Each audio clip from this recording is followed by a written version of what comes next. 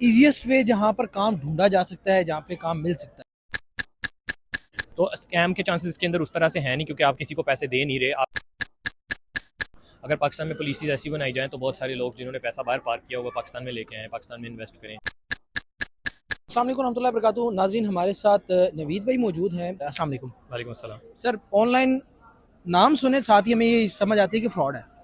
तो क्या समझते हैं कि पाकिस्तान में वाक़ई ऑनलाइन वर्क है या नहीं है? भाई पाकिस्तान होने या ना होने से इसका ताल्लुक ही कोई नहीं है, क्योंकि ऑनलाइन जो कम्युनिटी है वो किसी कंट्री के लिए स्ट्रिक्टेड या लिमिटेड नहीं है। इसकी खूबसूरती ये है कि आप जहाँ भी दुनिया में बैठे हैं, डजेंट मैटर, आपको अगर काम आता है तो आपकी वैल्यू है। फ्रॉड किस चीज़ पे होता है? ऑनलाइन का नाम जो है, ऑनलाइन तो सिर्फ उसका किसी चीज़ से ताल्लुक तो नहीं। Online is not a skill, online is just that you are doing something on the internet. अब doing something on the internet की बहुत सारी डेफिनेशंस हैं। कोई लोग प्रोडक्ट्स बेचते हैं, कोई सर्विसेज बेचते हैं, कोई ट्रेडिंग करते हैं, कोई कोर्सेज बेचते हैं, बहुत सारी चीज़ें हैं। लेकिन जो फ्री लांसिंग इटसेल्फ जो मैं करता हूँ उसमें आप सर्विसेज देते हैं, यानी कि कोई ऐसा काम जो डिजिटली आप लैपटॉप पे करके किसी के लिए वेबसाइट्स बना देना, किसी के लिए एप्लीकेशन बना देना, डिज़ाइन क्रिएट कर देना, कंटेंट लिख देना, किसी की एसईओ कर देना, किसी की वेबसाइट की एनालिटिक्स उसको दिखा देना, उसकी एनालिटिक्स को इंप्रूव कर देना, उसकी रीच को इंप्रूव कर देना, ये सर्विसेज हैं। अभी आप फिजिकली जॉब करते हैं तो पाकिस्तान में आपका कोई एक एम्प्लॉयर हो सकता है, आप डेली उसके ऑफिस में जाते हैं, काम करते हैं। ऑनलाइन के अंदर ये है कि फ्रीलांसिंग में आप किसी फ्रीलांस प्लेटफॉर्म पे या फिर बगैर प्लेटफॉर्म के डायरेक्ट किसी सोशल नेटवर्क पे या किसी भी नेटवर्क के थ्रू आपके पास कोई क्लाइंट, आप या क्लाइंट के पास जाते हैं या क्लाइंट आपके पास आता है, दोनों तरीके हो सकते हैं।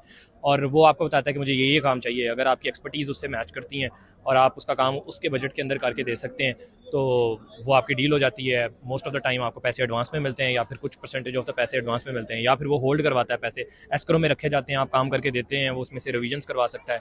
जब काम उसको पसंद आ गया, जैसे ही वो अप्रूव करेगा, आपको पैसे मिल जाएंगे। तो स्कैम के चांसेस इसके अंदर उस तरह से हैं नहीं, क्योंकि आप किसी को पैसे दे नहीं रहे, आप सिर्फ स्किल्स अपनी सर्विसेज दे रहे हैं, और आपने कोई एक रुपया भी नहीं देना अकाउंट क्रिएशन पे या किसी भी चीज़ पे। आपने फ्री में अकाउंट क्रिएट करना और काम शुरू कर देना है। स्कैम इसमें ये हो सकता है कि क्लाइंट आपने कोई ऐसा चूज़ कर लिया जो कि एक्चुअल में क्लाइंट नहीं था, उसने आपसे प्रॉमिस किया पैसे देगा और काम आपने करके दे दिया और उसने पैसे नहीं दिए। तो उसके लिए भी बहुत सारी टिप्स एंड ट्रिक्स होती हैं कि आपने क्लाइंट को पहले एनालाइज करना होता है, उसकी हिस्ट्री देखनी होती है, और आपने बहुत सारे और भी मैट्रिक्स होते हैं जो कि इस पर लंबी डिस्कशन की जा सकती है। उनकी बेसिस पे जब आप सेलेक्ट करते हैं तो फिर ऐसी कोई प्रॉब्लम नहीं होती। ईज़ीएस्ट वे जहाँ पर काम ढूँढा जा सकता है, जहाँ पे काम मिल सकता है। काम हर प्लेटफॉर्म पे है आजकल। एक बहुत इंटरेस्टिंग प्लेटफॉर्म जो कि हमेशा से ही है, लेकिन आजकल ज़्यादा इंटरेस्टिंग इसलिए हो गया कि वो फ्रीलांस का भी ऑप्शन उन्होंने ऐड कर दिया है कि आप सर्विसेज भी लिस्ट कर सकते हो और साथ ही साथ आप डायरेक्ट क्लाइंट्स को रीच आउट करके भी काम ले सकते हो, और आप अपनी पर्सनल ब्रांड ऐसी क्रिएट कर सकते हो कि लोग आपके पास हैं। That platform is called LinkedIn. Everybody knows about it but nobody uses it. Most of the people do not use it for getting online jobs. जो लोग करते हैं वो बहुत फ्रूटफुल अच्छी अच्छी जॉब्स भी उनको मिल जाती हैं। लिंक्डइन अच्छा प्लेटफॉर्म है। लोग फेसबुक के ग्रुप से बहुत अच्छा काम करते हैं, लोग इंस्टाग्राम पे अपनी पर्सनल ब्रांड क्रिएट करके लोग उनको वहाँ से रीच करके काम मिल जाता है। फाइवर है, अपवर्क है, फ्रीलांसर है, ये ट्रेडिशनल फ्रीलांसिंग प्लेटफॉर्म्स तो हैं ही। तो पाकिस्तान के अंदर तो बहुत मुश्किल हो जाता है, कभी ये पाबंदी लगी, कभी वो पाबंदी लगी, तो इस हवाले से कोई पाबंदी नहीं है पाकिस्तान में, इंटरनेट अवेलेबल है। कभी कभी इंटरनेट बंद हो जाता है, वो प्रॉब्लम है, वो किसी और बड़े मुल्क में भी हो सकती है, लेकिन हमारे ज़रा थोड़ी ज़्यादा होती है। अनफॉर्चुनेट बात है। तो टू बी ऑनेस्ट मेरा बिजनेस स्पेशली इन पाबंदियों से कभी डिस्टर्ब नहीं हुआ। मैं पाकिस्तान का जो इंटरनेट प्रोवाइडर है PTCL, वो चाहे मर मर के चल रहा था लेकिन चल रहा होता है। कभी ऐसे नहीं हुआ कि मेरा इंटरनेट ही बंद हो गया, क्लाइंट ऑर्डर नहीं डिलीवर कर सके। शायद मैं एक्सेप्शन हूँ, मेरा नहीं प्रॉब्लम हुआ, लेकिन बहुत सारे लोगों को प्रॉब्लम है भी।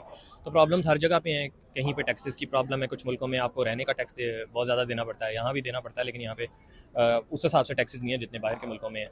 और वहाँ पे लोग पैसे कमाते हैं, लेकिन उनका 40% या 60% या 50%, कुछ मुल्कों में 60% तक भी टैक्स है एक बंदे पे। पाकिस्तान में फ्रीलांसर 1% टैक्स देते हैं। पाकिस्तान में सस्ता इंटरनेट अवेलेबल है। आप जो डेटा पैकेजेस हैं वो बड़े सस्ते हैं। तो यहाँ फ़ायदे भी हैं, जहाँ नुकसान है वो फ़ायदे भी हैं। अगर आप अच्छा काम करते हैं और आपको सही डायरेक्शन पता है तो आप अपने लिए रास्ते निकाल ही लेते हो। गवर्नमेंट को क्या स्टेप्स लेने चाहिए फ्रीलांसर्स को, क्योंकि देखिए डॉलर्स लेकर आते हैं। गवर्नमेंट को इंटरनेट बंद करना सबसे पहले बंद कर देना चाहिए। इंटरनेट अगर वो इंटरनेट को ही रिस्ट्रिक्ट करना शुरू कर देंगे तो सारी कहानी ख़त्म हो जाएगी। और IT एक्सपोर्ट जो है वो पाकिस्तान की बहुत मतलब 3-4 बिलियन तक पहुंच चुकी है, और उसकी मेजर कंट्रीब्यूशन फ्रीलांसर्स करते हैं।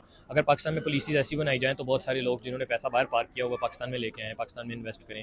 पाकिस्तान में हर पॉलिसी मुश्किल है। पाकिस्तान में पैसा लेके आना इतना मुश्किल है, पैसा लाते हुए इतने पैसे कट जाते हैं, ट्रांजैक्शन रेट्स अच्छे नहीं मिलते, पेमेंट मेथड्स इतने अच्छे नहीं हैं। पाकिस्तान के अंदर कुछ ग्लोबल पेमेंट मेथड्स तो चलते ही नहीं हैं, कुछ कुछ जो चलते हैं वो बस पूरे सूरे हैं। तो इंटरनेट और पेमेंट मेथड्स, ये दो चीज़ें इंप्रूव करनी चाहिए। गवर्नमेंट को ऐसा कोई बच्चों के लिए स्किल ट्रेनिंग प्रोग्राम मज़ीद से मज़ीद बनाने चाहिए, यूनिवर्सिटीज़ और कॉलेजेस और स्कूल्स के अंदर करिकुलम के अंदर डिजिटल स्किल्स को इम्प्लीमेंट करना चाहिए। ये कुछ चीज़ें। और आप क्या समझते हैं कि जो हमारी नौजवान नस्ल जो है वो एक दूसरे रास्ते पर चल पड़ी है, कहीं फैमिली ब्लॉगिंग चल रही है, कहीं ये जो फाशी वगैरह चल रही है, तो इससे वापस लाने के लिए हमें हमें नौजवान नस्ल को क्या पैगाम देना चाहिए? इससे कोई वापस आने वाला नहीं है। जिसने बुरा काम करना है वो बुरा काम करेगा, दिस वे और दैट वे। हम्म, जब ये पाकिस्तान में नहीं थी तो लोग बाहर का कंटेंट देखते थे, हम्म, बाहर भी बुराइयां एग्जिस्ट करती हैं, बाहर भी हम्म, सारा कुछ होता है। हम्म, सोसाइटी एज अ होल तब ग्रो करेगी जब उनको डायरेक्शन नज़र आएगी, और डायरेक्शन जो है वो खुद ढूंढनी होती है। तो जितना हम्म। मर्जी आप ब्लेम करते रहें एक्सटर्नल फैक्टर्स को, हर बंदा अपनी अपनी जिम्मेदारी ले ले, चीज़ें सेट होना शुरू हो जाएंगी। एजुकेशन सेक्टर को भी क्या इसके ऊपर काम करना चाहिए? 100% यही तो मैं कह रहा हूँ कि करिकुलम के अंदर यूनिवर्सिटीज़ के करिकुलम के लिए फ्री लांसिंग और डिजिटल स्किल्स के कोर्सेज ऐड होने चाहिए, क्रेडिटेड कोर्सेज ऐड होने चाहिए, कॉलेजेस के अंदर अवेयरनेस होनी चाहिए, इवन स्कूल लेवल के अंदर भी बच्चों को प्रोग्रामिंग की तरफ, प्रॉब्लम सॉल्विंग की तरफ, उनको डिज़ाइन की तरफ। आर्ट को बड़ा डिस्करेज किया जाता है पाकिस्तान में। बच्चों को बताया जाए कि कोई भी डिसिप्लिन बुरा नहीं है, there are so many avenues out there, just learn a skill and start working. मदारिस भी इस हवाले से काफ़ी हमने कुछ बहुत सारे मदारिस को मदारिस देखा है वो करें। कर रहे हैं, तो जो मदारिस नहीं कर रहे हैं उनके लिए कोई पैगाम?